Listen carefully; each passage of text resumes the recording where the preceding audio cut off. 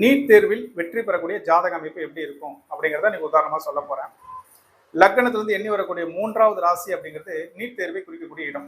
இந்த 3வது ராசி தான் நின்ற உபநட்சத்திரம் நட்சத்திர வழியாக 6, 10வது ராசியை தொடர்பு கொண்டா நீட் தேர்வில் உறுதியாக வெற்றி பெறுவார் என்பதை சொல்லிடலாம். ஆனா முதல் அட்டம்ப்ட்ல வெற்றி பெறுவாரா, 2வதா, 3வதா அப்படிங்கிற ஒரு கணக்கு இருக்கு. இல்ல முதல் அட்டம்ப்ட்ல டாப் பொசிஷனுக்கு வந்துருவாரா, 96%, 97% பாஸ் அவுட் ஆவாரா அப்படிங்கிறதெல்லாம் கேட்பாங்க. அதற்கு அன்னைக்கு நடக்கக்கூடிய தசாபுத்தி தான் பதில் சொல்லும். நீட் தேர்வு எழுதக்கூடிய டைம்ல வரக்கூடிய தசாபுத்தி.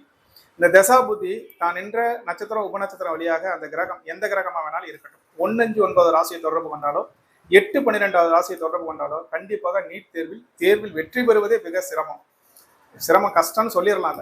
பாசிபிலிட்டியே இல்லைங்க இந்த டைம்ல எக்ஸாம் வெற்றி பெறத்துக்கு அப்படின்னு நம்ம சொல்லிடலாம்.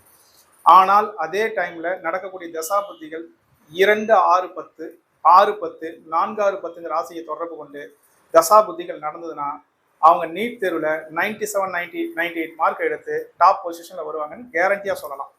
இல்லை ஒரு 4வது பாவத்தை தொடர்பு கொண்டு இல்லை 2வது பாவத்தை தொடர்பு கொண்டாலும் கண்டிப்பாக 90% மேலே ஸ்கோர் பண்ணி நல்ல ரேங்கிங்கில் வருவாங்க. இது நீட் தேர்வில் வெற்றி பெறக்கூடிய ஜாதகரோட அமைப்பு.